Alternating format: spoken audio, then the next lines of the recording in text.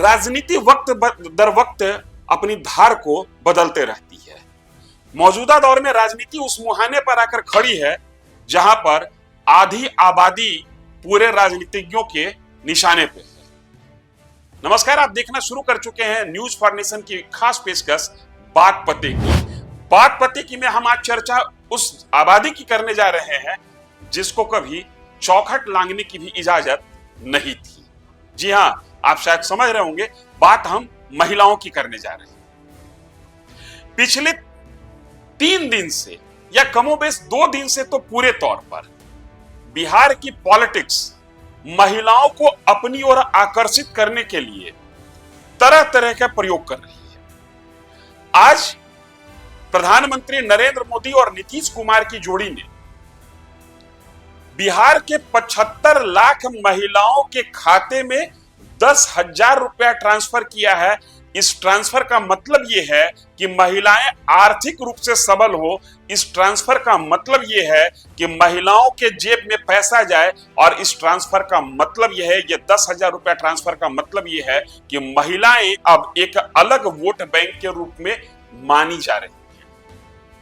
महिलाओं को vote bank के रूप में सबसे पहले खड़ा किया या स्वीकार किया नीतीश कुमार ने।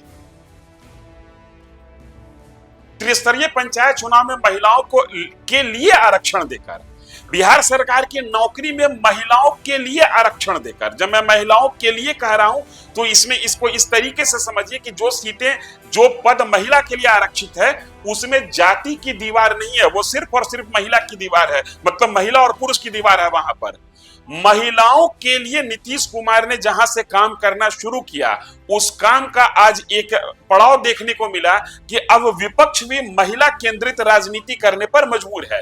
जिस दिन हम आपसे बात कर रहे हैं 26 सितंबर 2025, बिहार अपने विधानसभा चुनाव के मुहाने पर खड़ा, और चुनाव आयोग ने ऐसा संकेत दिया है कि 6 तारीख को चुनावी डुगडुगी वो बजा देगा। उस दिन से आचार संहिता पूरे प्रदेश में लागू हो जाएगा। लिहाजा घोषणाओं का दौर जारी है, रेवड़ी बांटने का दौर जारी है।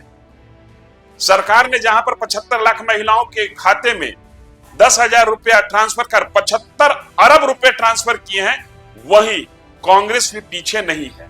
कांग्रेस ने अपने महिला नेत्री राहुल गांधी के बाद, या ये कहिए कि राहुल गांधी के पैरेलल कांग्रेस में समानांतर ताकतवर कांग्रेस के लिए सबसे बड़ी crowd puller leader Priyanka Gandhi को बिहार की राजनीति के मैदान में उतार दिया। आज जब हम आपसे संवाद कर रहे हैं उस समय प्रियंका गांधी यहां पर सदाकत आश्रम में महिलाओं से संवाद कर रही है। प्रियंका या कांग्रेस विपक्ष में है, लिहाजा वो दे नहीं सकती सिवाय वादा करने के। उनका वादा है, हम प्रति माह महिलाओं के खाते में 2,500 रुपया देंगे।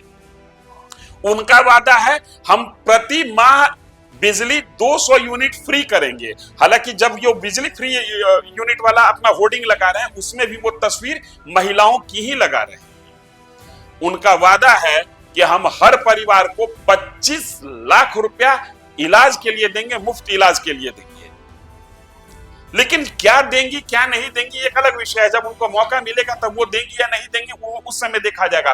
मूल विषय ये है कि प्रियंका गांधी आज पटना में महिलाओं से संवाद कर रही हैं, और प्रियंका जब महिलाओं से संवाद कर रही है उसके ठीक 24 घंटा पहले तेजस्वी यादव महिलाओं से संवाद कर चुके हैं। ये मैं सिर्फ आपको इसलिए बता रहा हूं कि अब आधी आबादी जाति के चश्मे से नहीं देखी जा रही है, आधी आबादी को राजनीति धर्म के चश्मे से नहीं देख रहा है, आधी आबादी को अब राजनीति एक वोट बैंक के चश्मे से देख रहा है। 50% वोट को पर कब्जा करने के लिहाज से तमाम राजनीतिक पार्टियां हर वो हथकंडा अपनाने के लिए तैयार है जिसके अनुसार ये वो जो हथकंडा अपनाने के बाद ये वोट उनके खाते में ट्रांसफर हो जाए। बहुत दिन नहीं बीता है, आज के 20 साल पहले तक महिलाओं को सेपरेट वोट बैंक और वोटर कम्युनिटी के तौर पर नहीं स्वीकार किया जाता था। ऐसा माना जाता था कि घर के पुरुष जहां वोट देंगे महिलाएं भी वहीं वोट करेंगी। लेकिन ये पैटर्न बदला। नीतीश कुमार ने महिलाओं को नए वोट बैंक के तौर पर खड़ा किया, इसका फायदा भी मिला। जब चुनाव चलता रहता है, आप उस समय देखते होंगे अलग अलग टेलीविजन चैनलों पर जब पॉलिटिकल पंडित बैठते हैं, उसमें एक कॉलम ये भी रहता है कि महिलाओं का वोट किसको ट्रांसफर हो रहा है। जब ये कॉलम आता है, इसका मतलब ये है कि ये बात उन महिलाओं के लिए हो रही है, और ये बात उन तमाम महिलाओं के लिए हो रही है जो मतदाता हैं और उनको जाति, धर्म और परिवार के चश्मे से नहीं देखा जा रहा है।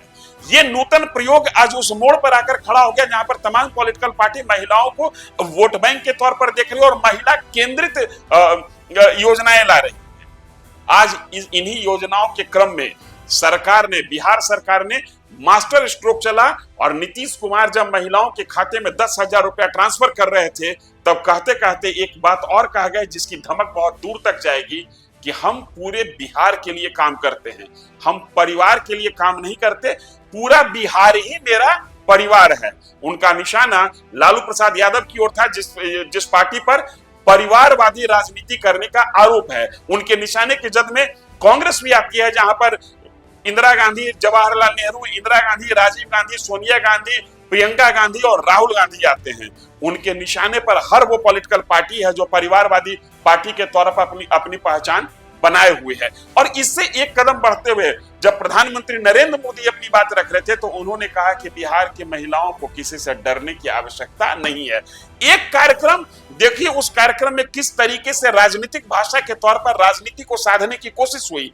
पहली कोशिश 50% आबादी को वोट बैंक के तौर पर साधने की, दूसरी कोशिश इसी कार्यक्रम में परिवारवाद की राजनीति पर हमला करने की, और तीसरी कोशिश महिलाओं को किसी से डरने की आवश्यकता नहीं है। मतलब कि जिस शासन को बिहार में जंगल राज कहा जाता था, जो अलायंस, वही अलायंस आज बिहार सरकार को रिप्लेस करने, बिहार सरकार को अपदस्थ करने के लिए नए नए प्रयोग कर रही है। उनकी एक बड़ी नेत्री बिहार में आई हुई है, प्रियंका गांधी। महिलाओं को लुभाने के लिए याद दिलाया गया कि अगर ये सत्ता में आएंगे तो फिर वही भय का माहौल आएगा। लेकिन जब तक नीतीश और नरेंद्र मोदी की जोड़ी कायम है, महिलाओं को, महिला शक्ति को, देश की, बिहार की 50% आबादी को किसी से डरने की आवश्यकता नहीं है। बात पते की ये कि महिला अब बिहार में एक अलग वोट बैंक के तौर पर स्वीकार हो चुकी हैं, और तमाम पॉलिटिकल पार्टी अब महिला केंद्रित राजनीति करने के लिए मजबूर है। धन्यवाद।